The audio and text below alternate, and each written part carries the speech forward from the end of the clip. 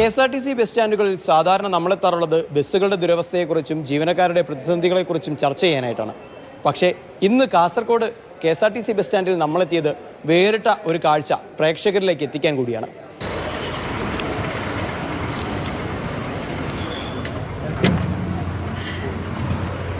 കുതിച്ചു പായുന്ന ബസ്സിനുള്ളിൽ ഇപ്പോൾ നടക്കുന്നത് സാഹിത്യ സംവാദങ്ങളാണ്. ഞാൻ ഒളിച്ച ഇരുട്ടിലേക്ക് അവൾ തുറച്ചു നോക്കി നിന്നു. അവളുടെ കണ്ണിൽ നിന്നുള്ള വെളിച്ചം തട്ടി ഞാൻ വെളിപ്പെടുമെന്ന് പേടിച്ച് ഇരുട്ടിൻ്റെ ചെറിയ പൊത്തിൽ ഞാൻ ഒളിക്കാൻ ശ്രമിച്ചു. കെട്ടിടമോ ഭരണസമിതിയോ ഇല്ലാതെ ഒരു വായനശാല ഇവിടെ പ്രവർത്തിക്കുന്നു.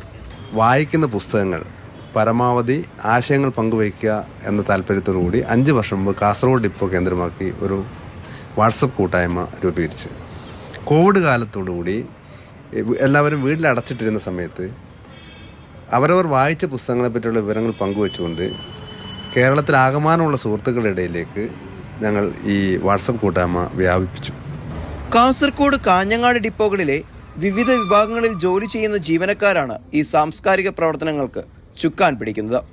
ഓരോ ആഴ്ചയിലും ഇവർ ഒഴിവ് സമയങ്ങൾ കണ്ടെത്തി പുസ്തകങ്ങൾക്കായി മാറ്റിവെക്കും.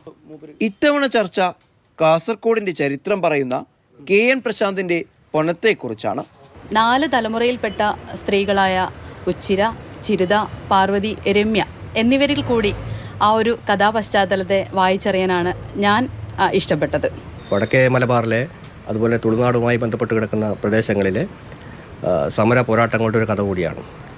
അവിടുത്തെ രാഷ്ട്രീയ സാമൂഹ്യ പശ്ചാത്തലത്തിൽ എഴുതപ്പെട്ട പൊണത്തിന് അതിന് വായനയ്ക്ക് അനവധിയായ സാധ്യതകളുണ്ട്. വായനക്കാർ മാത്രമല്ല, ചിലപ്പോഴൊക്കെ എഴുത്തുകാരും ഈ ഒരു കൂട്ടായ്മയുടെ ഭാഗമായി മാറുന്നുണ്ട്. ഇന്ന് പുനമെന്ന ആ ഒരു വലിയ നോവൽ, ഒട്ടേറെ മലയാളികൾ ചർച്ച ചെയ്ത നോവലിൻ്റെ ആ ഒരു എഴുത്തുകാരൻ പ്രശാന്ത് മാഷ് ഇന്ന് നമ്മളോട് ഭാഗമായി മാറുന്നുണ്ട്. KSRTC എന്ന് പറയുന്നത് വളരെ ക്ലേശകരമായ ദുർഘടമായ ഒരു വഴികളിലൂടെ സഞ്ചരിക്കുന്ന ഒരു പ്രസ്ഥാനമാണ്. ജീവനക്കാരെ സംബന്ധിച്ചും വളരെ ക്ലേശകരമായ അവസ്ഥയാണ് ഇപ്പോൾ.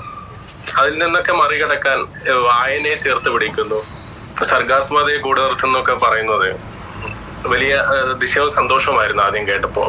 വായനയും ചർച്ചയും മാത്രമല്ല, ഒരു പുസ്തക ബാങ്കും ഇവർ നടത്തുന്നുണ്ട്. കോവിഡ് കാലം തൊട്ട് ഇന്നുവരെ ഈ കൂട്ടായ്മ വിതരണം ചെയ്തത് 2500-ലധികം പുസ്തകങ്ങളാണ്. ഇവർ തന്നെ മുൻകൈയെടുത്ത് 2 പുസ്തകങ്ങളുടെ പ്രകാശനവും നടത്തിയിട്ടുണ്ട്. വായന മരിക്കുന്നു എന്ന് നാട് മുഴുവൻ വിലപിക്കുന്ന കാലത്ത് ഇങ്ങനെയുള്ള കാഴ്ചകൾ നമ്മൾക്ക് വലിയ പ്രതീക്ഷ നൽകുന്നുണ്ട്. ഇവിടെയുള്ളത് കേവലം വായനക്കാർ മാത്രമല്ല, എഴുത്തുകാർ കൂടിയാണ് എന്നതിൻ്റെ ഒരു ഉത്തമോദാഹരണമാണ് എനിക്ക് ഇവിടെ നിന്ന് ഇവർ സമ്മാനിച്ച ഈ പുസ്തകം. പ്രിയപ്പെട്ട ഈ വായനക്കൂട്ടത്തിനോടൊപ്പം സാരംഗ് സുരേഷ്, മാതൃഭൂമി ന്യൂസ്, കാസർഗോഡ്.